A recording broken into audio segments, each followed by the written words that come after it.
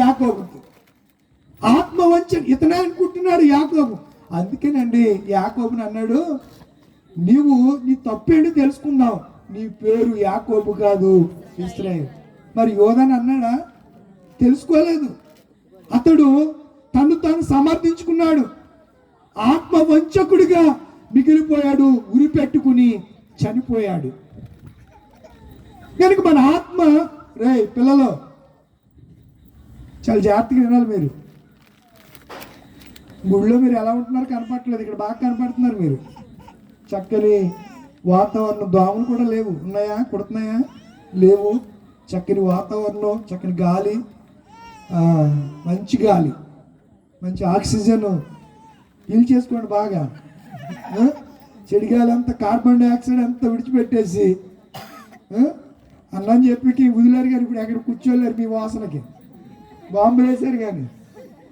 అలాంటి పని చేయకండి. ప్రియమైన దేవుని పిల్లలారా, మొదటిగా నేను మీకు ఒక రిఫరెన్స్ ఇచ్చాను. ఏంటి ఆ రిఫరెన్స్? ఆదికాండం 12లో యాకోబోట ఆయన దృష్టికి నేను ఏమైపోతాను? వంచకుణ్ణి. మరొక మాట మీకు జ్ఞాపకం చేస్తాను. కీర్తన గ్రంథం 10:7 10వ కీర్తన 7వ అమ్మా,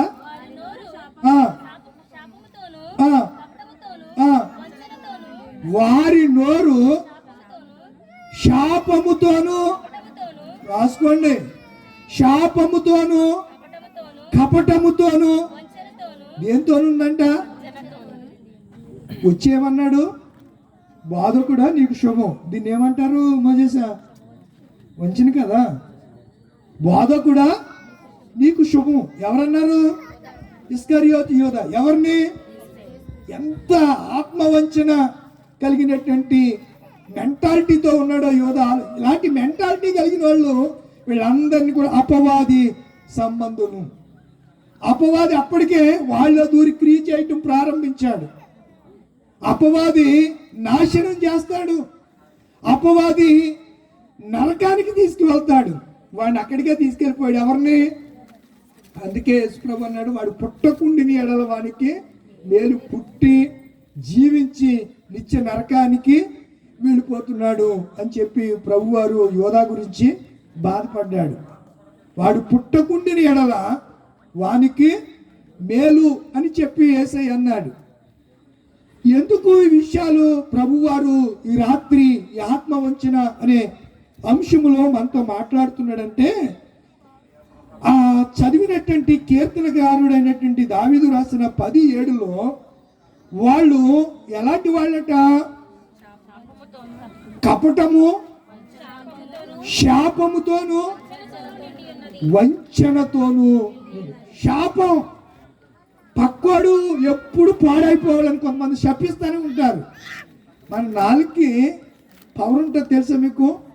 ఒక మాటని 10 ఉచ్చరిస్తే అది అలా జరుగుతుంది. అందుకే మరి బాబు దాని నోరు ఎట్టండ్రా బాబు అంటారు కొంతమంది. మనోడు బాగా చెప్పాడు, మంచి కొట్టేసింది. జీవ మరణములు నాలుక వశం. ఎవరు వశం? మీరు 10 శాపనకారాలు పిల్లలకు పెట్టారనుకో, శాపాలు తగిలేక వాళ్ళకి. ఒరే నువ్వు పనికి రావు అని 10 అన్నారనుకో, ఆడు పనికి రాకుండా పోతాడు. పనికి రాకుండా పోయాక అప్పుడు నువ్వు బాధపడతావు. పెట్టింది ఎవరు? నువ్వే కదా. నీ కొడుక్కి శాపాలు పెట్టింది ఎవరు? శాపాలమ్మని పేరెట్టాలి నీకు. ఇంకా ఏ పేరెట్టాలి? శాపాలు. నోరు తెరిస్తే శాపం. ఆ పక్కోడు పోవాలి, ఆ పక్కోడు నాశనం అయిపోవాలి, వీడు బాగుపడకూడదు. ఇవే శాపాలే. 10 ఒక మాటను ఉచ్చరిస్తే దేవుడు దాన్ని ఏం చేస్తాడు? స్థిరపరు. ఆమెనన్నాడంటే అయిపోయింది అన్న సంగతే, ఇంకేం లేదు. ఇంకా నువ్వు మరలా రివెంజ్ చేసి తీర్చుకోవడానికి, లేకపోతే ఇంకోటి చేయడానికి, రిమెంబర్ చేసుకోవడానికి ఇంకేం లేదు. ఆమెనంటే అలాగూ జరిగిపోయాక ఇంక నువ్వేం చేస్తావు? నోరు నెత్తు బాదుకోవడం తప్ప చేయగలిగింది ఈ యోధ అదే చేశాడు. అప్పగించేసిన తర్వాత నేను నిరపరాధి రక్తమును అప్పగించి పాపం చేశాను, ఇగో మీ డబ్బులు అని చెప్పి పట్టుకొచ్చేశాడు. వాడు వంచనలో ఉన్నాడు కానీ పశ్చాత్తాపడలేదు. ఆత్మ వంచనలో సెకండ్ పార్ట్ ఏంటనగా పశ్చాత్తాపం రావాలి మనిషికి. కానీ ఈ యోధాకి ఏం రాలేదు? పశ్చాత్తాపం రాలేదు. ఈ డబ్బులు దేవాలయం నుంచి జల్లేస్తే వీళ్ళు ఏం చేశారు? ఇర్మియా గ్రంథంలో మీరు మత్తయి సువార్త అంతా కూడా ప్రవచన గ్రంథం. మత్తయి సువార్తలో అన్ని కూడా ప్రవచనాలు. ఇలా రాయబడింది, అది నెరవేరింది. ఇర్మియా గ్రంథంలో రాయబడిన ప్రవచనం కుమ్మరి వారి పొలం కొంటారనే మాట నెరవేరింది. ఎందుకు పొలం ఎవరు కొన్నారు చెప్పాలి? చెప్పండి, అదే చెప్పండి. మరి అపోస్తుల కార్యాల్లో యోధ కొన్నట్టుగా రాశారు. మరి ఏంటంటారు చూడండి. అపోస్తుల కార్య గ్రంథం 1వ అధ్యాయంలో ఈ యోధ ఎవరికి చేశాడు ద్రోహం? చెప్పరేంటి? ఇలా యేసుకు చేశాడు ఆయన. ఈ యోధ ద్రోహము వలన ఏం సంపాదించాడు? ద్రోహం చేసి సంపాదించే వాళ్ళు చాలా మంది ఉన్నారు. మోసం చేసి సంపాదించే వాళ్ళు చాలా మంది అన్నారు. నయవంచన చేసి నమ్మించి సంపాదించే వాళ్ళు చాలా మంది. ఆ సంపాదన నిలవదు ప్రియులారా. రాత్రి అదే చెప్పుకున్న భక్తిహీనుడు అంట ఎంతో సంపాదించాడు రోజుని. ఆయన అలా వెళ్తే ఆ భక్తిహీనుడు అక్కడ కనబడలేదంట. రాత్రి ఎక్కడ చదివమ్మా మాటలు మర్చిపోయారు మీరు? అప్పుడే 73లో చదువుకున్నాం. 74 73లోనా? నీవు అంత తింటున్నమాట. చూడండి, ఆసాపు కీర్తన అని ఉంటుంది 73. భక్తిహీనులు. అదే ఏమి వింటున్నారు మీరు? ఈ లెక్కని నేను చెప్పేదంతా వృధామాట. ఇంత వాక్యం పరిశుద్ధాత్మ అభిషేకం కలిగి ప్రభు దగ్గర ఇచ్చినటువంటి వర్తమానం ఏ రోజుకి ఆ రోజు పక్షిరాజు వలె ఒక నూతన వర్తమానాన్ని మీకు అందిస్తుంటే మీరు నిన్న చెప్పింది ఈ రోజు మర్చిపోతే మీరు ఎలా వెళ్తారు అసలు పరలోకం? 73. నేను 73 అంటున్నాను కదా. రకరకాలుగా చెప్తున్నారు. మీకు చాయిస్ ఇవ్వాలి కదా, ఏదో మీరు తెలుసుకోవాలి కదా. భక్తిహీనులు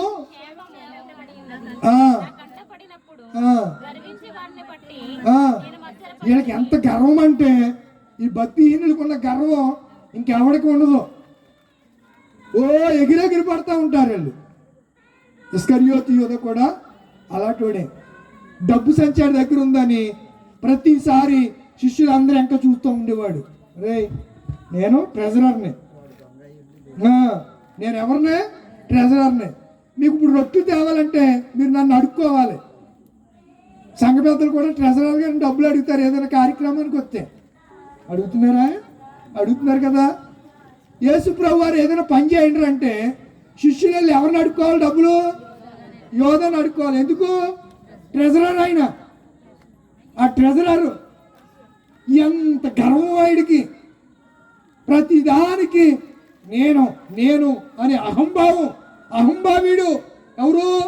ఇస్కరియోతు. భక్తిహీనుడు, భక్తి లేని పాపిష్టి రకమీడు. అందుకే పాపిష్టి జనమా, దోషభరితమైన పిల్లలారా, చెరుపు చేయు పిల్లలారా. ఇంకేమంటాడు? మీకు ఆడికి ఎంత శ్రమ వచ్చేసింది చెప్పండి. ఎవరికి? ఇస్కరియోతు యోధాకి. మనం ఆలోచన చేస్తే ఇప్పుడు ఎక్కడాగం మనం? ఈ యోధ ఎవరు కొన్నారు? మరి అదే మరి అక్కడ 10వ వచనం దాకా చదివింది కదా రమ్య, మొగలు రమ్య గారు చదివారు కదా. ఎక్కడి నుంచి? 3వ వచనం నుంచి. ఆత్మ వంచన కలిగినటువంటి వ్యక్తి ఆయనకి శిక్ష విధింపబడగా చూసి రోకల్ని ఏం చేశాడు? ఎప్పిపోయిన గొర్రెలముడి దేవాలయంలో చల్లేశాడు. ఊరకనే అంటున్నాను, మీరేం కంగారు పడకండి. చల్లేసి వెళ్ళి అప్పుడు ఏళ్ళు ఏం చేశారు? ఆ చల్లేసిన డబ్బులన్నీ ఇప్పుడు అంటే చల్లుతూ మానేసినట్టున్నారేమో. వరకు సమాధి పెట్టి ఎదరా చల్లుతున్నారు. ఇప్పుడును చిల్లర దొరకట్లేదు కదా అప్పుడు అంటే 5 పైసలు 10 పైసలు 20 పైసలు పావలాలు ₹10 రూపాయలు ఉండి ఇప్పుడు 10 5 ₹2 ఇంకా ₹20 బిళ్ళ, అన్ని బిళ్ళలే. ఏం బిళ్ళలు? ₹20 కాయిన్స్ ఎక్కువైపోయాయి ఇప్పుడు. అందుకని ఇప్పుడు జిమ్ముతాలనేమో అనుకుంటున్నాను. చదువుతున్నారు మీ ఊర్లో? ఎన్ని 10,000 జిమ్ముతున్నారంటావా? మరి జిమ్మి వాడు 10,000 జిమ్మితే ఆ పిల్లలందరూ శుభ్రంగా పండగ చేసుకుంటారు ఏరుకుని. మరి అలా జిమ్మినప్పుడు ఏం చేస్తారు చెప్పండి? పిల్లలు ఏరుతారా? కూడా వెళ్ళిన పిల్లలు కాబట్టి పెద్దోళ్ళు ఏరుతారు. పిల్లలు ఎందుకు వెళ్తారు అక్కడికి? మీరు ఏదంటే అది అంటారు అంతే. పిల్లలు వెళ్తారంటే ఇలా కప్పెట్టి కడక అక్కడ దాకా వెళ్ళేదాకా జిమ్ముతూనే ఉంటారు. ఆ తర్వాత ఎవరు ఏరుకుంటారు అయ్యి? కొంతమంది మా ఊర్లోనూ ఆ సమాధి పెట్టిలోకి దిగుతారు కదా, పెట్టాడుతాకే. ఆ పెట్టెట్టినప్పుడు అందులో డబ్బులు అయితే ఆడి గుడిపిని తీసుకుని జోబులు పెట్టుకుని పైకి ఎక్కేస్తాడు మందు వేసేసి. మీకునా ఈ దౌర్భాగ్యమైన పరిస్థితులు మారండి. అందులో ఈ నేసి కప్పెట్టేయాలి, దరిద్రం వదిలిపోద్ది. ఈ నోట్లు మన్ను కొట్ట ఆత్మవంచనండి. తప్పని తెలిసి కూడా చేస్తున్నారు. దీన్ని ఆత్మవంచన. తప్పని తెలియదా? తెలుసు, అయినా చేస్తున్నారు. ఎంత భయంకరం అండి. తీర్పు దినాన్న ఏం చెప్తారు ఆయన దగ్గర? ఆయన లెక్క అడుగుతాడు కదా. యెరూషలేములోంచి ఉపకరణాలు తెచ్చేసి తాగుతున్నారు వీళ్ళు. దానియేలు గ్రంథం ఈరోజు చదివిన పాఠంలో తాగుతున్నారు. ఎవడాడు? నెబుకద్నెజరు కొడుకు బెల్షాజరు. ఎవరు? బెల్షాజరు. ఎవరు కొడుకు? తాగుతున్నాడు. ఎందులోనూ? ఉపకరణాలు, పాత్రలు ఉంటాయి కదంటండి. ఆ బంగారుపు అన్ని పట్టుకొచ్చేయాడు వాళ్ళ బాబు. ఎవరు పట్టుకొచ్చేయారు? వాళ్ళ బాబు పట్టుకొచ్చేయాడు. వాళ్ళ బాబు ఎవరు? నెబుకద్నెజరు. యెరూషలేములో ఉన్నటువంటి సొలొమోను చేయించిన బంగారుపు పాత్రలో ఉపకరణాలు అన్ని పట్టుకొచ్చేసి ఆడు అందులో వేసుకుని తాగుతున్నాడు. ఆ బంగారపు ఆ గ్లాసుల్లోనూ ఆ బంగారపు పాత్రలు వేసుకుని తాగుతున్నాడు. ఆడికి కళ్ళు బయలుగమ్మని ఒక్కసారి. అది ఈరోజు ఇవ్వలేదులే. ఏంటి? మెనే టెక్కెల్ ఉపార్సన అనేది వచ్చేటప్పటికి ఆ కాళ్ళంట 2 గడగడ కొట్టుకున్నాయని రాశారు అక్కడ. కాళ్ళు గడగడ కొట్టుకున్నాయి. గడగడ వణికిపోయాడు. మన దేవుడు అలాంటి వణికిచ్చేస్తాడు తేడా వస్తే. ఏంటి అనుకుంటున్నారు దేవుడు అంటే? అందరిలాంటి వాడు కాడు ఆయన. ఈయన సజీవుడైన దేవుడు, జీవం కలిగిన దేవుడు, సర్వశక్తి మంతుడు, సర్వ శరీరులకు దేవుడు, గొప్ప దేవుడు ఆయన. ఈ యూద ద్రోహం వలన ఏం సంపాదించాడంట? ఏం సంపాదించాడు? పొలం సంపాదించాడు. ఈడు సంపాదించాడా? ఎందుకు రాశారు మరి అలాగా? యాక్చువల్గా ఇతనే సంపాదించాడు. మరి యేసును అమ్మితేనే కదా ఆడికి డబ్బులు వచ్చినాయి. కనీసం ఆలోచించడంటే ఏది చెప్తే దానికి బుర్ర తలగా గొర్రెలేక ఊపుతున్నారు అంతే. సంక్రాంతికి గొర్రె వచ్చి గంగిరెద్దు వచ్చి వాడు ఏమంటాడు? బసవన్న ఊపు. ఏంటి? బసవన్న ఊపు అంటే అది అలా ఊపుతూ ఉంటుంది. ఇంకేముంది? బసవన్న మిమ్మల్ని కర్ణించేసాడంట. ఇలా ఉంది. యూదయే సంపాదించుకున్నాడు. ఎవరు నమ్మేసి? నయవంచన ఆత్మవంచకుడు అయినటువంటి యూద యేసు నమ్మి ఎన్ని నాణ్యాలకి? 30 వెండి నాణ్యాలకి అమ్మి తరువాత పశ్చాత్తాప పడ్డాడు. కానీ పరిపూర్ణంగా పశ్చాత్తాప పడి ప్రభు దగ్గరికి వెళ్ళి, అయ్యా నేను చేసింది తప్పు అంటే కుడివైపు ఉన్న దొంగని క్షమించినట్టు, పేతుని క్షమించినట్టు యోధాను కూడా ఆయన క్షమించే దానికి సిద్ధ మనసు కలిగిన దేవుడు కదా ఆయన. ఆయన క్షమించేవాడు కదా. ఎంత పాపినైనా త్రోసివేసేవాడు కాదు కదా. నా ఎద్దుకు వచ్చేవారు నేను ఎంత మాత్రమును త్రోసివేయనని ఆయన చెప్పాడు కదా. వెళ్ళాడా? వెళ్ళలేదు. చిమ్మేసి వెళ్ళి ఉరిపేటికి తెచ్చుకున్నాడు. వీళ్ళు ఎటువంటి వాళ్ళు చూడండి.